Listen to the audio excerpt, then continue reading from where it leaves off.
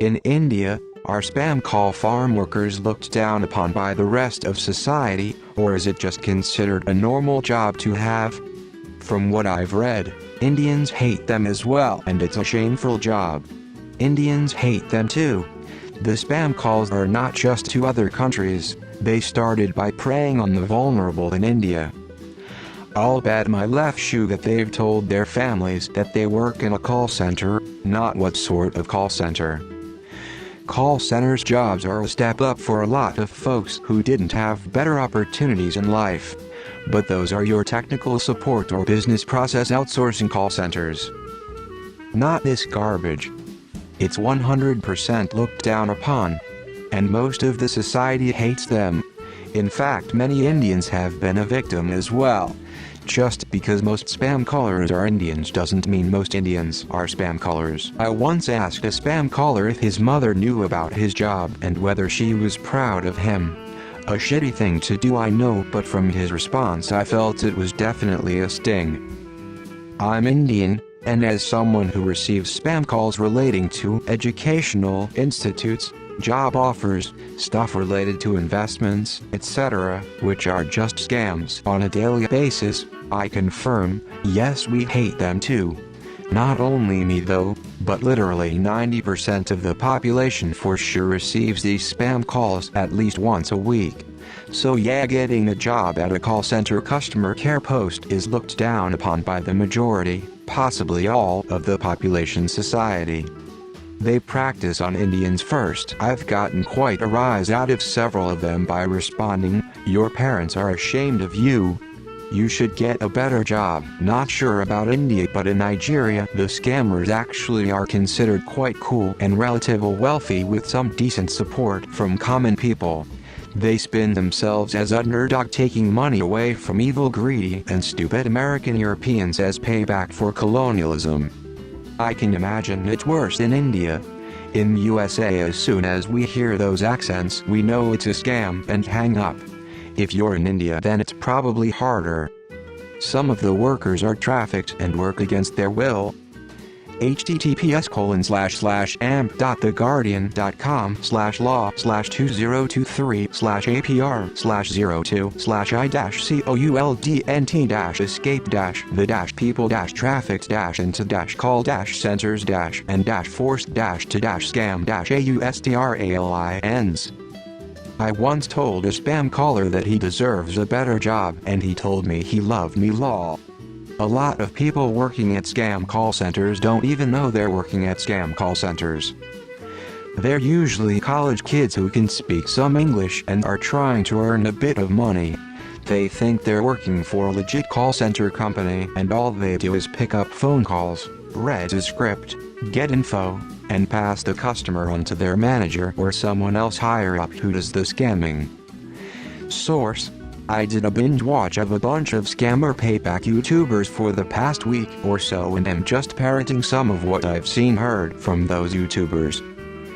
The scammers are a small fraction of a percent of the people in India, and they're not only from India. Everywhere has scamming scummy people.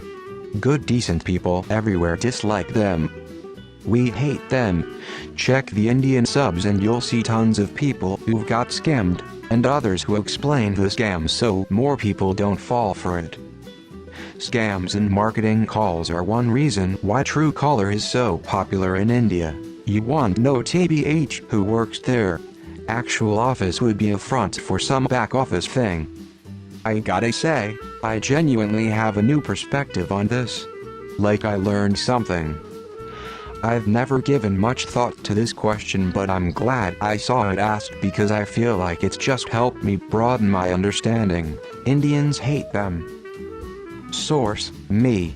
Just like rest of the world, crime is not acceptable in India. A lot of scam call centers work in moving offices that are set up as a temp base. The police are in constant lookout for these. It is always a massive game of whack-a-mole. Some employees may not even know they are working on scams when they get recruited, need-to-know basis. When they do, it's too late. The owners would have them by the balls, and cannot walk out easily. Employees might be threatened if they go to cops. Worse, The local cops may be paid off to look the other way. The cops wouldn't know how big the scale of operation is. If Indian cybersecurity teams were as talented experts even as those making the YouTube videos, things would be much better. Usually the hyper-mediocre are stuck in these jobs. If they had the talent, they'd had taken the flight off to the US or other developed nation working in Google, Microsoft or the like. More often than not they are stuck in bureaucratic time sinks to be doing anything useful. Some professional scammer centers, like in Kolkata, India, have the blessings of local leaders and have the liberty to use excessive force against those who try to expose them if they gather the attention of the media. Scales of problems are quite unfathomable at times. The population of most nations is a small town in India. There are so many of these towns. It would seem India is lawful and lawless at the same time.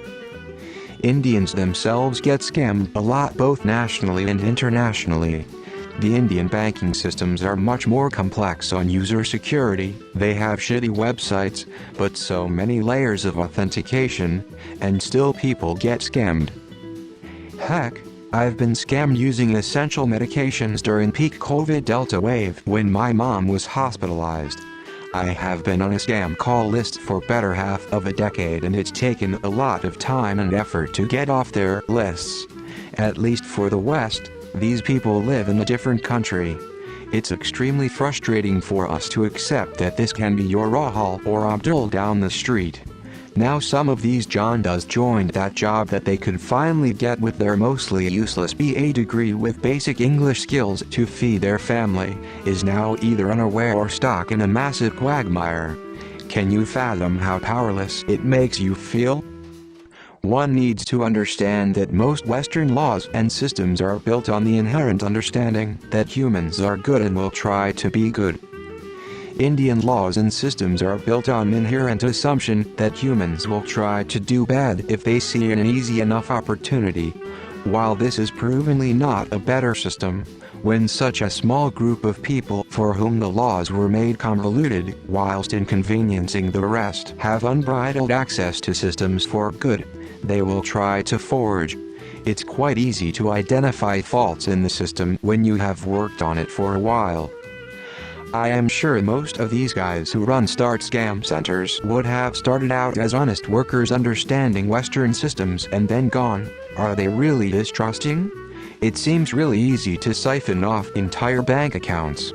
The fact that a single dollar is so much valued makes it even more lucrative. Heck, even I have been freaked out in the abundance of trust in Western societies. Usually it is like baby gates just to remind people to be honest. We are talking about doping high jumpers here. It's always frustrating to see these guys ruin it for the rest of us, who now need to be more honest than the usual Western citizen just to have a fraction of the respect, often deprived of it. They make things so difficult for the rest of us. We are at the point where, neither do we like these scam centers, nor do we particularly enjoy scam trappers exposers. Neither help improve the reputation. Ideally, if our own legal systems could wipe them out, that would be great. Guess we have to accept the next best thing and bite the bullet. It's not like Indians will be dehyphenated from fraud anytime soon anyway. That label is now a tattoo for our lifetimes. It's like asking America whether carrying out mass shooting in schools looked down upon by the rest of the society, or is it just considered a normal job to have SMH? Of course we frown upon those scammer, they're criminals. Not at all, they are pretty much looked at the same as any other criminal. It's like asking, since school shooting is so common in the US, is it also looked down upon by rest of the society or considered a normal activity? Dude, a crime is a crime, and most of normal society hates it.